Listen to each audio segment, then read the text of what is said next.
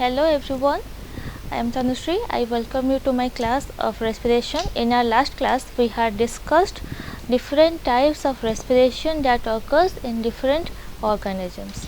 Today, we will discuss human respiration. Okay, how respiration process occurs in human.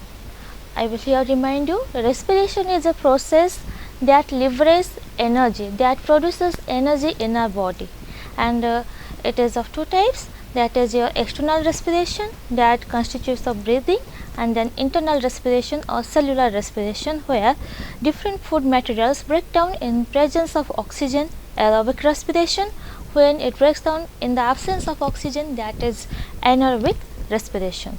We are aerobes, means we respirate in presence of oxygen, means our food material is burnt in presence of oxygen to liberate energy in the form of ATP, that is adenosine triphosphate. Okay. Human respiratory system, I have divided it into two parts. First part consists of the conducting part and second one is the physiological part. First one is the conducting, means the mechanical part, and the physiological part. In this picture, I have shown you the respiratory system of human. The respiratory system of human. It comprises of the tracts of respiration, then the main respiratory organ, that is lungs.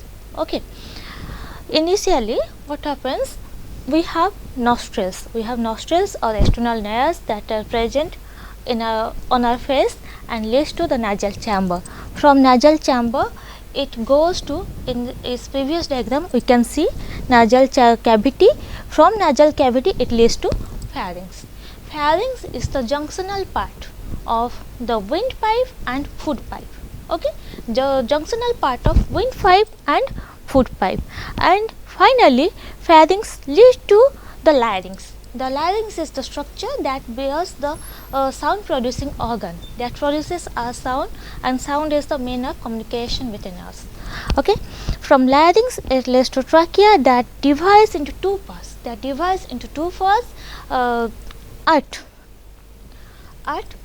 fifth thoracic vertebrae. Okay. Then it divides into, the trachea divides into primary bronchi.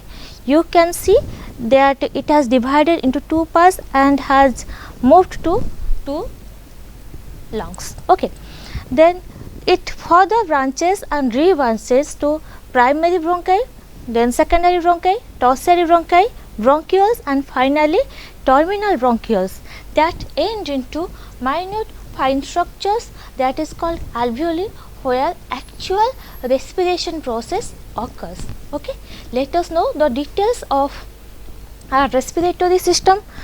We have a pair of external nostrils opening out above the upper lips. It leads to a chamber, so the nasal passage. Then the nasal chamber opens to pharynx. I have already shown you in this picture which one is the pharynx. Then we have two lungs which are okay. The nasal chamber opens into pharynx, a portion of which is the common passage for food and air. So, pharynx is the junctional part of your nasal passage or the windpipe and the food pipe. The pharynx opens the larynx region into trachea. Larynx is a cartilaginous box which helps in sound production and hence called the sound box. In this picture, you can clearly see the topmost diagram is the larynx, where your voice box lies. Then during swallowing, glottis can be covered by a thin cartilaginous flap called epiglottis to prevent the entry of food into larynx. Okay. There just imagine, ଯେତେବେଳେ ତୁମେ ରାସ୍ତାରେ drive କରୁଛ, there is ଅ square ଛକ ଅଛି, ସେତେବେଳେ କ'ଣ ହୁଏ, ଗୋଟେ ଟ୍ରାଫିକ୍ ଅଟକେଇଲେ ହିଁ ଆଉ ଗୋଟେ ଟ୍ରାଫିକ୍କୁ ସେ ମାନେ ଆଉ ଗୋଟେ ଡିରେକ୍ସନ୍ରୁ ସେ କ'ଣ କରେ, ଭେହିକଲ୍କୁ ରିଲିଜ୍ କରେ। ଠିକ୍ ସେମିତି ଆମ ବଡ଼ିରେ କ'ଣ ହୁଏ, ଆଜ୍ food pipe and windpipe meet at pharynx, there must be closure of one pipe while another one is functioning. So ଯେତେବେଳେ ଆମେ swallow करे किछिटा food intake करे, ସେତେବେଳେ କ'ଣ ହୁଏ, there is epiglottis that covers the windpipe, so that there will no entry of food into our respiratory passage. Okay.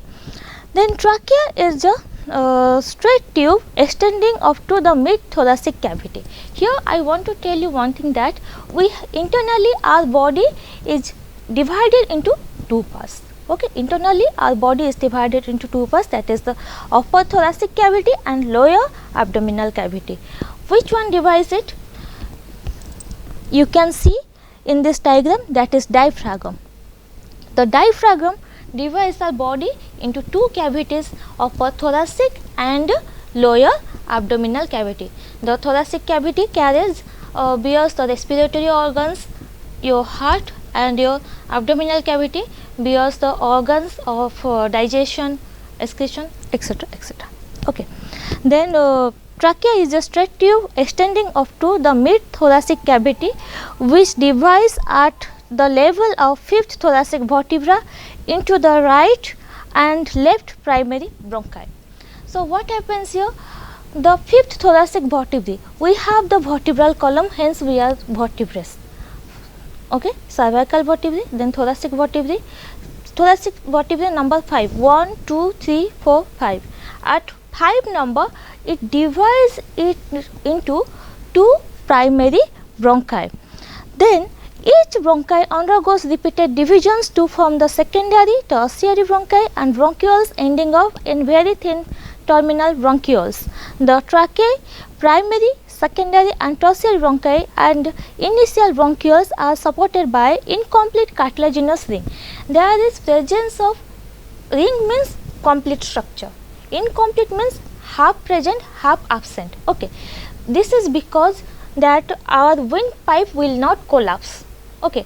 जदि पूरा encircle है कि थांता कार्टिलेजिनस रे ताहले कोन है थांता तार माने डायलेशन एंड कंस्ट्रिक्शन पॉसिबल है न थांता and it will not help in breathing. So breathing को इजी करिया पई and also to avoid collapsing of the windpipe, there is incomplete cartilaginous rings. Each terminal bronchi gives rise a number of thin irregular walled vascularized bag like structures called alveoli. Okay. Finally it ends in alveoli. The branching network of bronchi, bronchioles and alveoli comprises of lungs. Different branches, sub branches of primary bronchi and finally the alveoli form our lungs. We have two lungs which are covered by double layer of pleura that is filled with pleural fluid. Okay. You can see in this diagram that the outer covering is the pleura and there is double layer of pleura in between which the pleural fluid lies because it has to reduce the friction of the lung surface. Okay. The outer pleural membrane is in close contact with the thoracic lining, whereas the inner pleural membrane is in close contact with the lung surface. So both the pleural membranes are in close association with the thoracic chamber and the lungs. Okay. The part starting with external nostril up to the terminal bronchiole constitute the conducting part, as I told you that the conducting part, whereas the alveoli and other ducts form the respiratory or exchange part of respiratory system, where the main gaseous exchange will occur.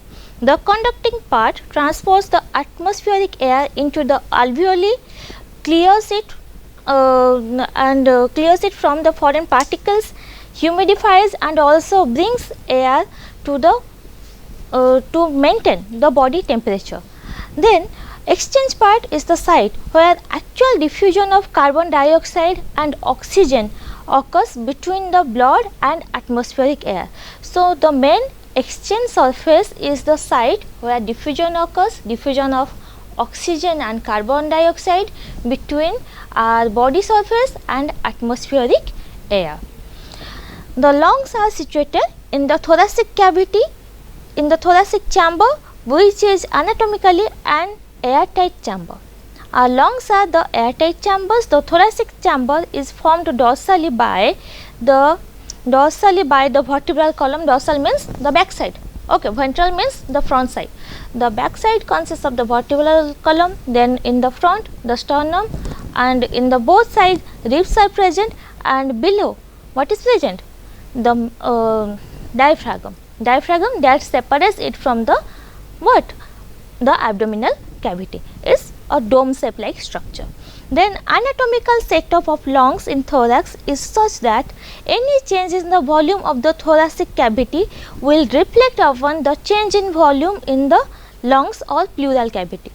Okay, so they are so intimately associated and designed in such a technique that any change in the volume in the thoracic cavity will lead change to the volume in the pleural cavity or inside the lungs. Such an arrangement is essential for breathing, as we cannot directly alter the pulmonary volume. There is no system to alter the pulmonary volume directly.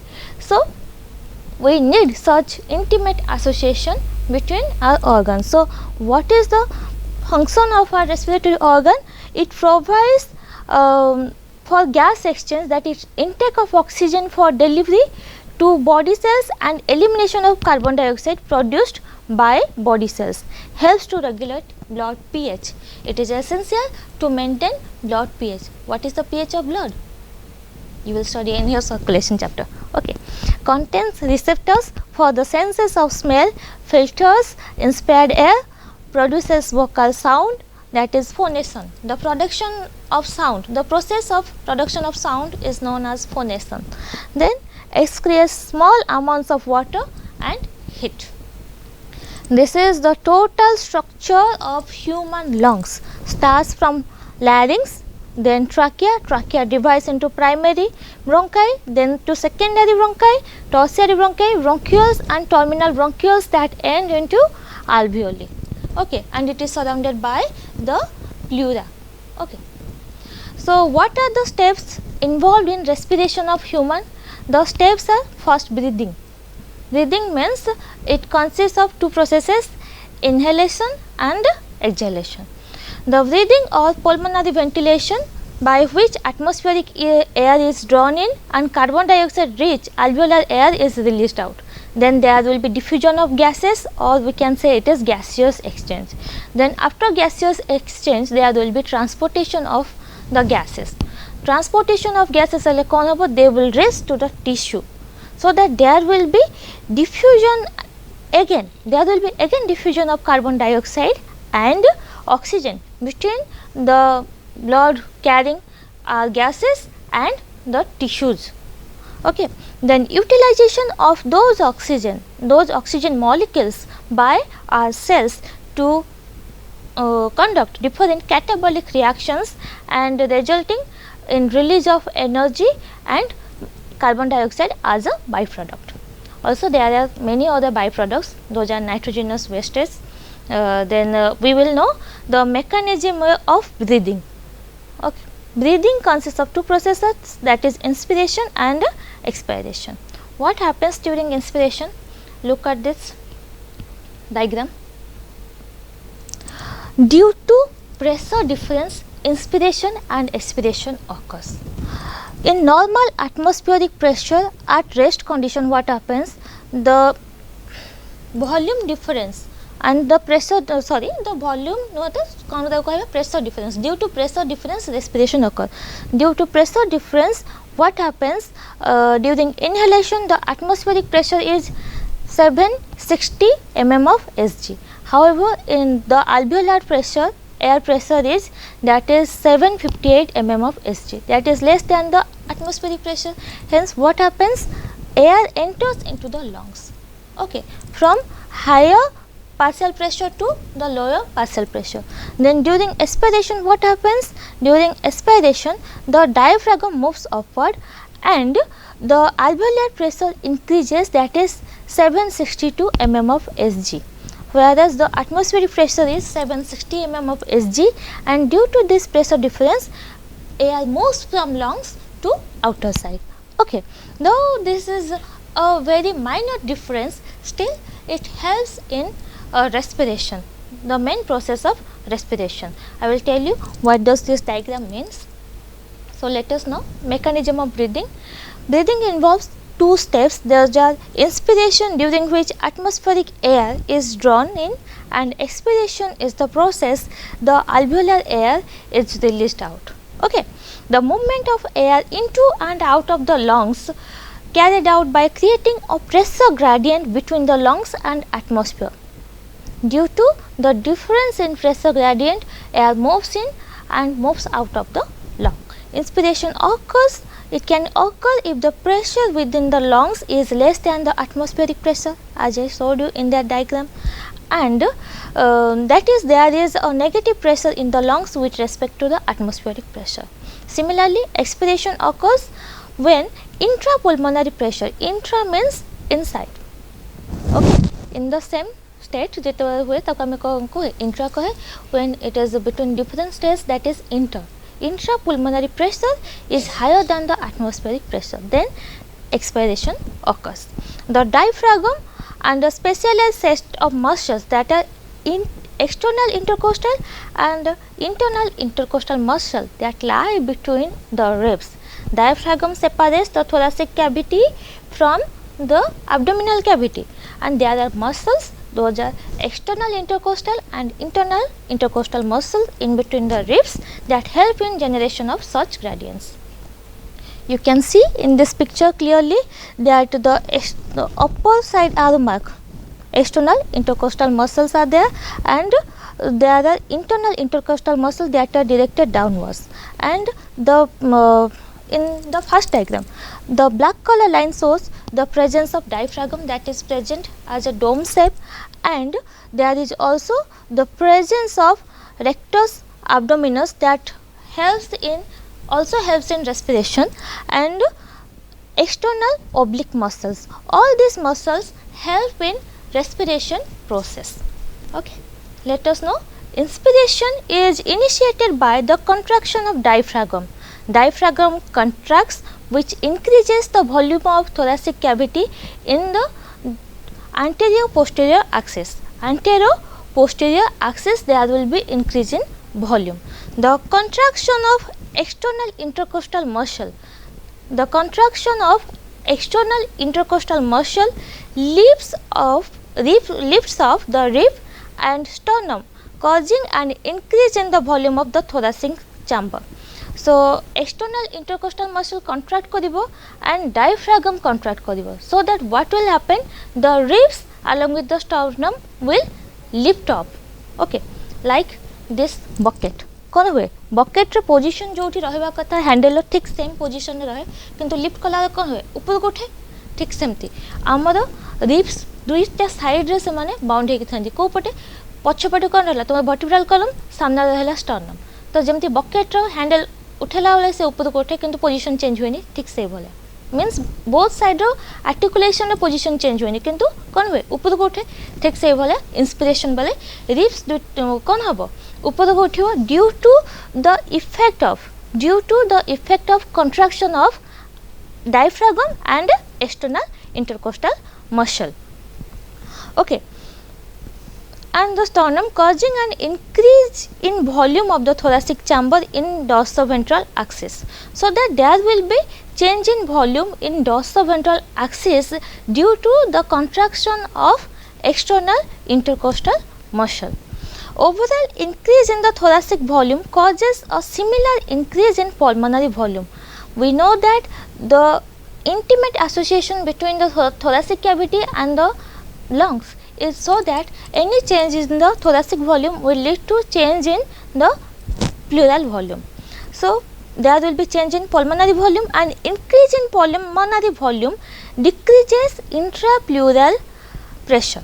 Intrapulmonary pressure to less than the atmospheric pressure. So, volume increases, pressure decreases.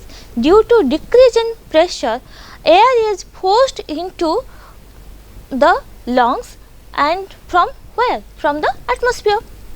Then during relaxation, what happens? Relaxation of diaphragm and external intercostal muscle returns the diaphragm and sternum to its normal position and reduces the thoracic volume. due to reduction of thoracic volume, there will be increase in pulmonary pressure. Okay. The increase in pulmonary pressure leads to the expiration or release of atmospheric air to outside, release of the lungs air from the lungs to outside. Okay, this process is called expiration. So, we have the ability to strengthen the inspiration and expiration with the help of abdominal muscle in the abdomen.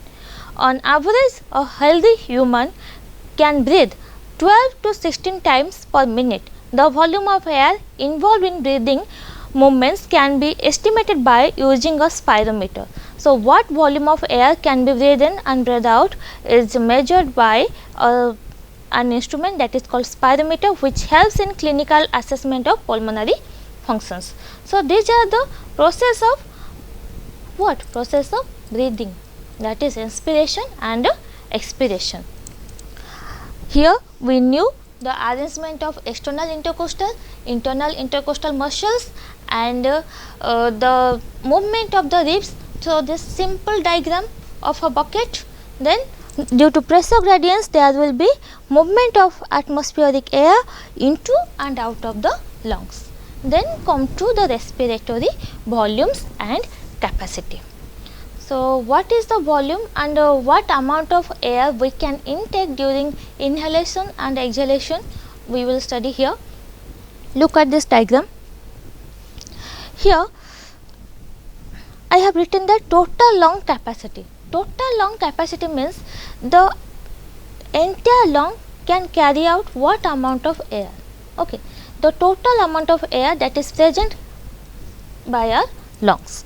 So, we can divide it into inspiratory reserve volume, tidal volume and functional residual capacity or FCR. It means that tidal volume means the amount of air that we can breathe in and breathe out normally at resting condition. Then inspiratory reserve volume, that when we take a long breath or a deep breath, the amount of air, the extra amount of air that we can intake is the inspiratory reserve volume, that is IVR.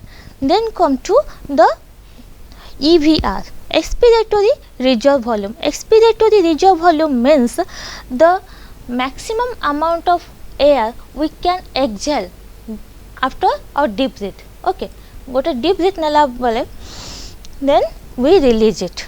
Okay, jete ki air ame bahar ko chhadi paruche maximum amount, that is called expiratory reserve volume. Then after expiratory reserve volume or after the deep breath, the lungs is not completely empty. However, there are a certain amount of air that is present, that is called residual volume. Residual volume.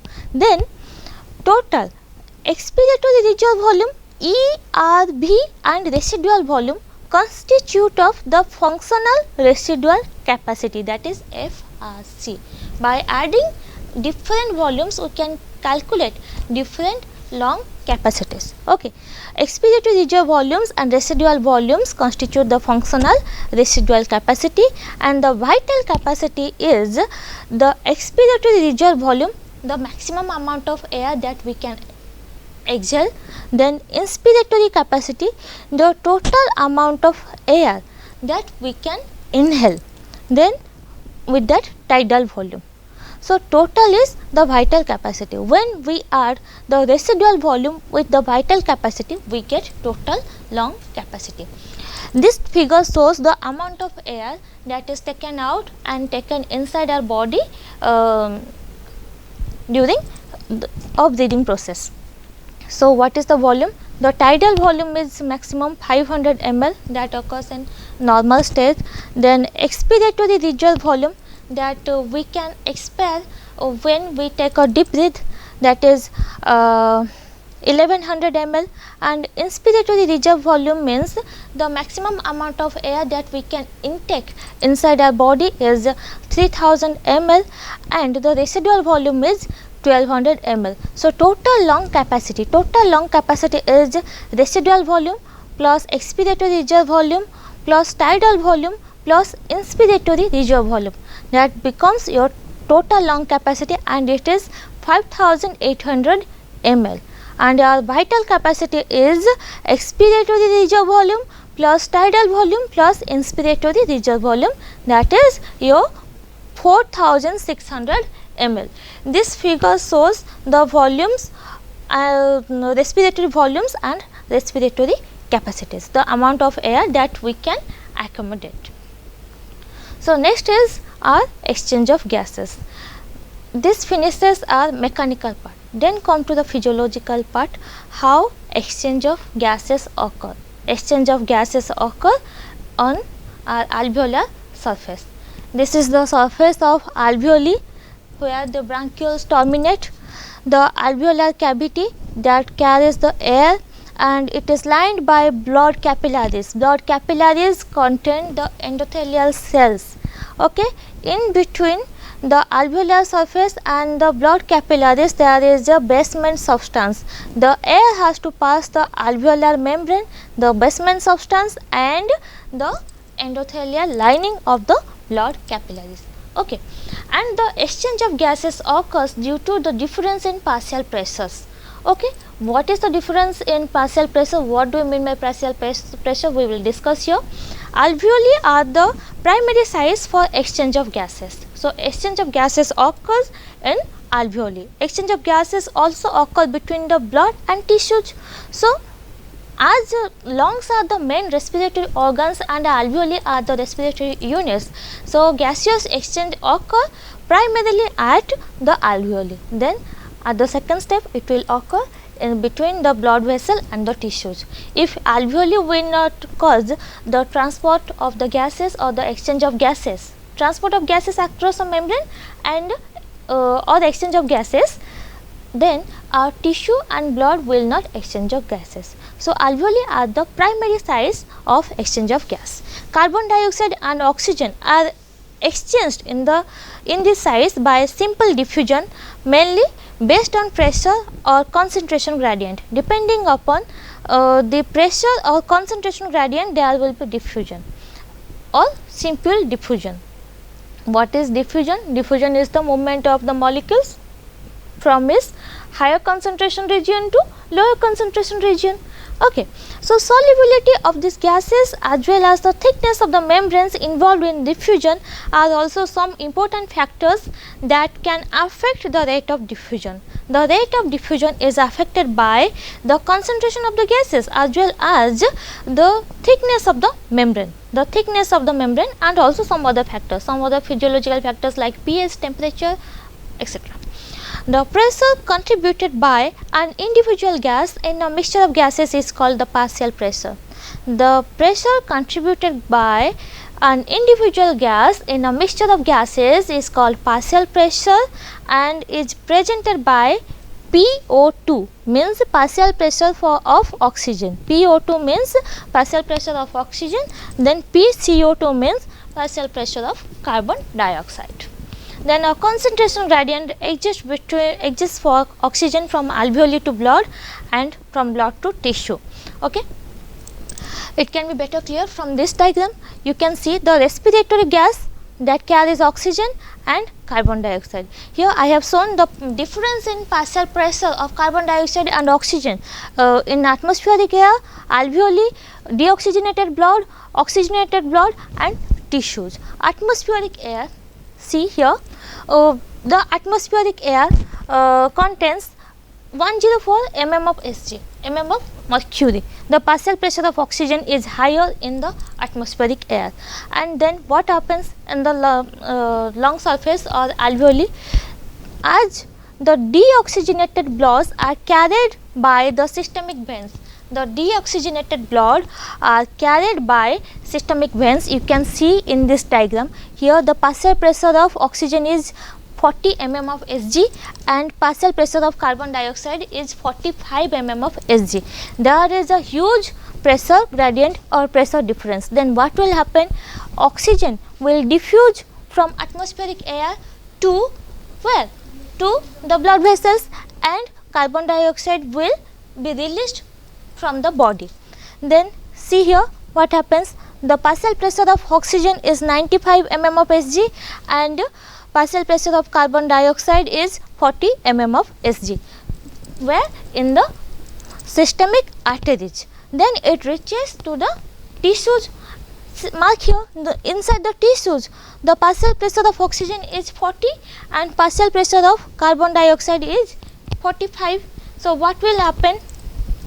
Oxygen is 40 in the body tissues and inside the pulmonary vein the partial pressure is 95 mm of Hg. So there will be exchange of oxygen. That oxygen will move from the arteries to your body tissues.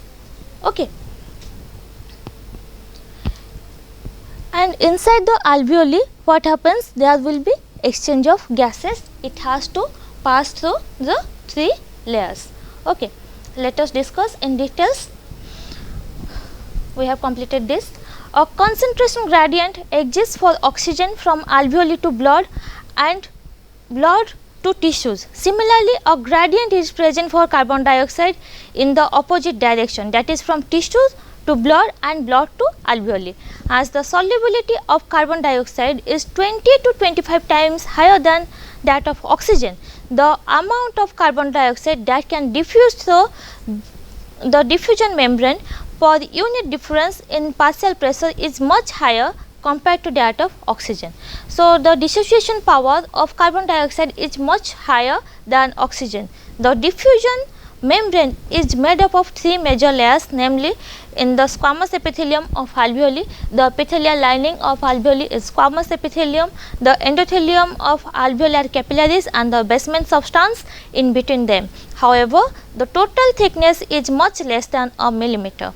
Therefore, all the factors in our body are favorable for diffusion of oxygen from alveoli to tissue and that of carbon dioxide from tissues to alveoli. Here we have discussed the difference between the partial pressure of oxygen and partial pressure of carbon dioxide at different part of our body and also in the atmospheric air.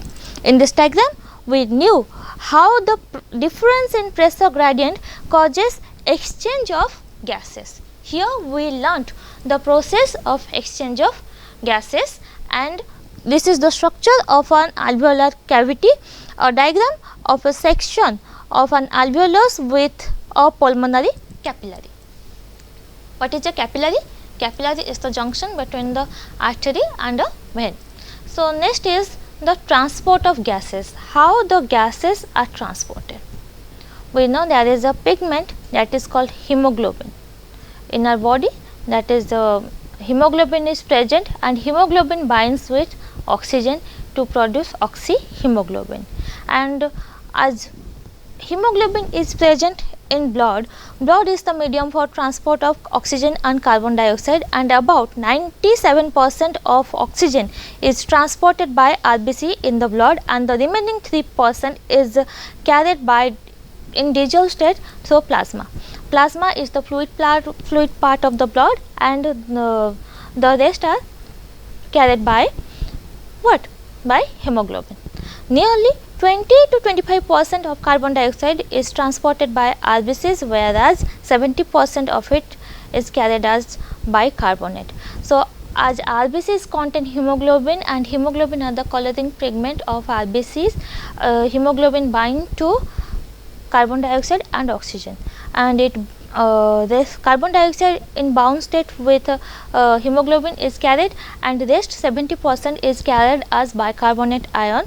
About 7% of carbon dioxide is carried in a dissolved state through plasma.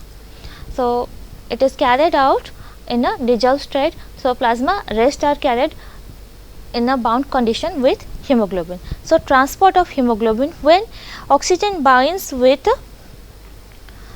hemoglobin, it becomes oxyhemoglobin. Each hemoglobin molecule can carry a maximum of 4 molecules of oxygen. So, a single hemoglobin carries maximum of 4 oxygen molecules. Binding of oxygen with hemoglobin is primarily related to partial pressure. Partial pressure of carbon dioxide, hydrogen ion concentration and temperature are the other factors which can interfere with the binding. So, what are the factors and the binding curve?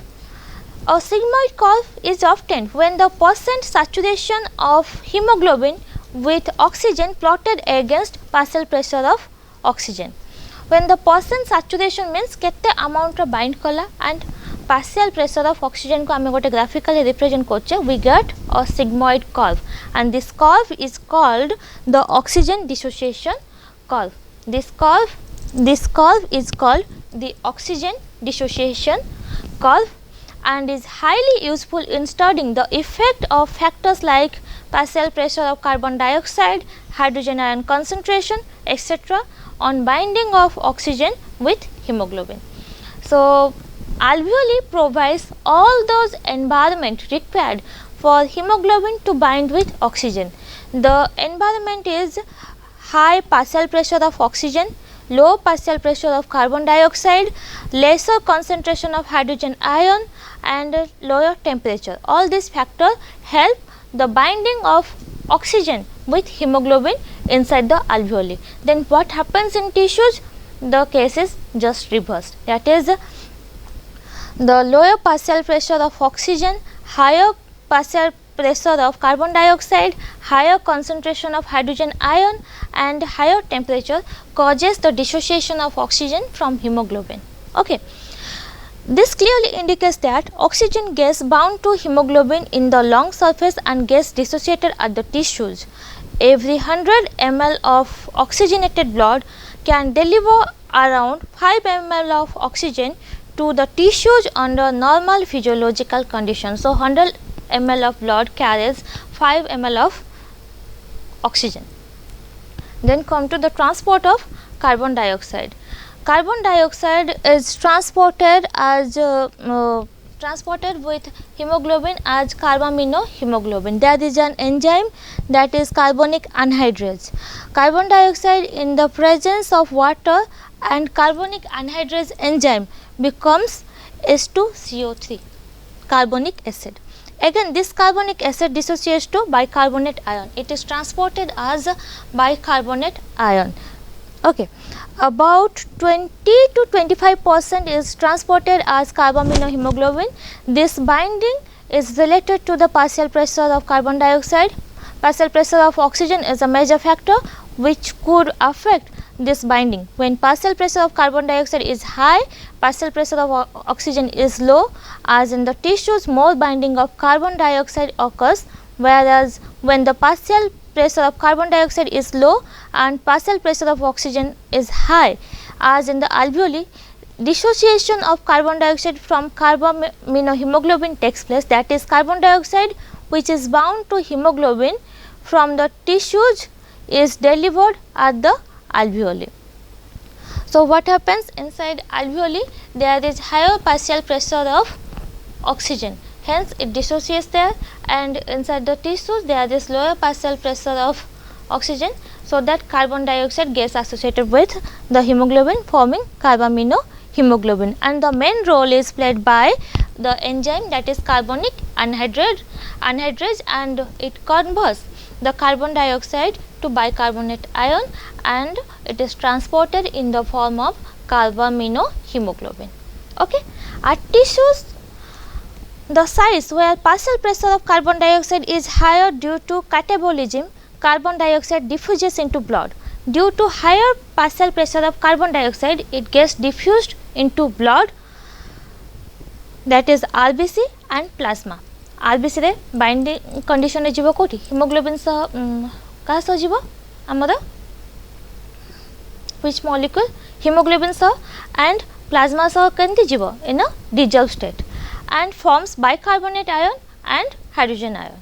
At the alveolar site where partial pressure of carbon dioxide is low, the reaction process in the opposite direction leading to the formation of carbon dioxide and water.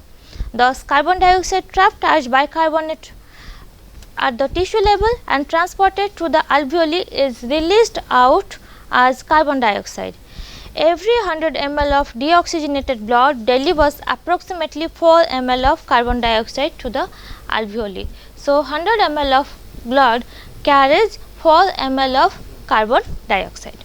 Then come to the regulation of respiration. There are certain respiratory centers that regulate the process of respiration in our body.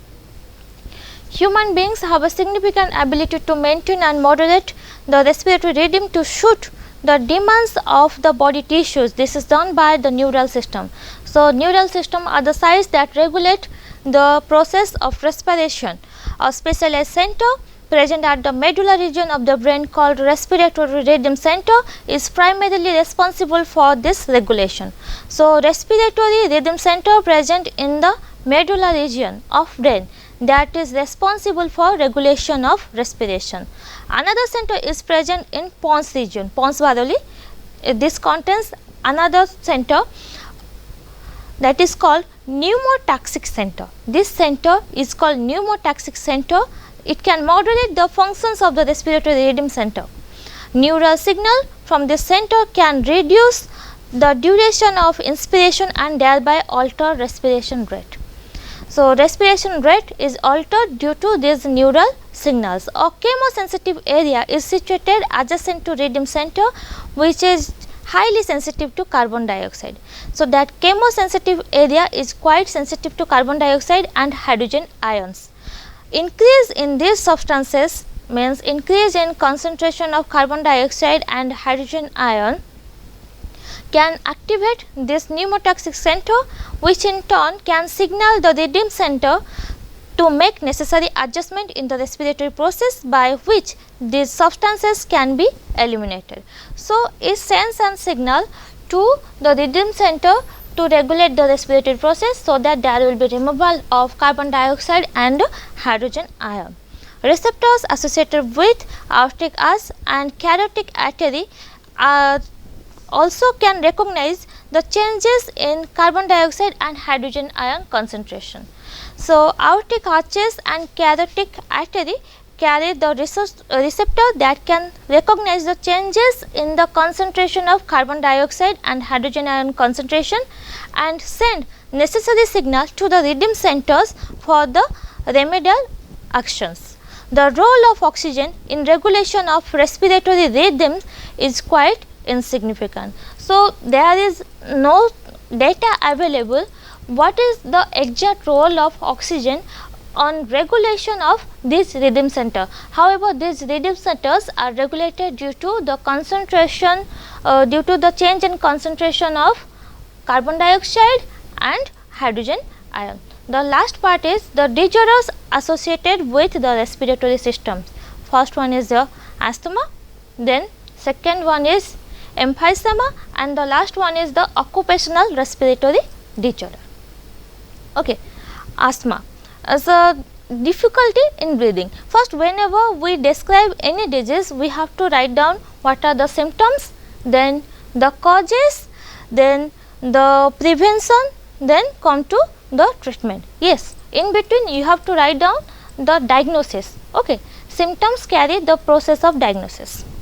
Then let us know what is asthma. Is a difficulty in breathing. Okay. Causing wheezing due to inflammation of bronchi and bronchioles. Wheezing means sound producing respiration. Okay. The breathing is aided with the production of sound due to the inflammation in bronchi and bronchiole. It is an allergic reaction in the inner wall of bronchiole. About 7% of total human population suffer from these diseases. I am also one of that victim. So, what are the causes? The inhalation of any allergen. Inhalation any allergen means that agent that causes any allergic response inside our body. Okay. There will be increase in immunoglobulin IgE in allergic reactions. Smoke, dust, pollen, humid air, cold air, etc. can be the cause of hypersensitivity. Specific persons are allergic to specific allergens. So, what are the symptoms? There will be difficulty in breathing, especially during expiration there will be difficulty. The disorder is characterized by spasm of the smooth muscles present in the wall of bronchioles. Excess amount of mucus is secreted into the bronchioles and the block of free passage of air. So, how can it be prevented? We have to identify the allergen that causes this obstruction in breathing or this problem. So, what is the treatment? Treatment is inhalers are used for symptomatic instant relief. We need to use inhalers for instant relief. Sometimes bronchodilator drugs are provided for temporary relief. However, certain yoga postures, especially pranayam, anulam vilam, kapalabhati and vastrika, these three are quite useful to provide permanent cure, and I have experienced that these three are quite useful to cure or to get relief from asthma. I have almost recovered from that problem. Then emphysema, this occurs due to smoking. Okay, it's a serious disorder of lungs characterized by hardening of alveolar wall. There will be hardening of alveolar wall, so that there will be obstruct of the diffusion of gases. The lung loses elasticity, there is inflammation and abnormal distension of bronchioles and alveolar sac, means they will not contract and relax to cause gaseous exchange and transport of gases. What are the causes? Due to chronic bronchitis, prolonged cigarette smoking and long term exposure to industrial effluents. These cause the emphysema. What are the symptoms? Feeling of suffocation due to insufficient oxygen. As there will not be movement or elasticity in the alveolar sac, so there will not be proper diffusion of oxygen. Due to insufficient oxygen, there will be feeling of suffocation. The lung remain inflated, the alveolar sac remain filled with air even after expiration. There will not be proper expiration. Exhalation becomes more difficult, rate of oxygen intake and carbon dioxide output is reduced. So, there will be reduction in intake of oxygen and exhaustion of carbon dioxide. How can we prevent it? Prolonged exposure to cigarette smoke, other smoke and polluted air should be avoided. One must be avoiding all these foul air that may cause emphysema. So, what are the treatment? Treatment is the loss of elasticity of alveoli and their distension cannot be cured. There is no proper treatment to all these problem, that is loss of elasticity and distension. Hence, the treatment is only symptomatic. Depending upon the symptoms, the treatment depends on that.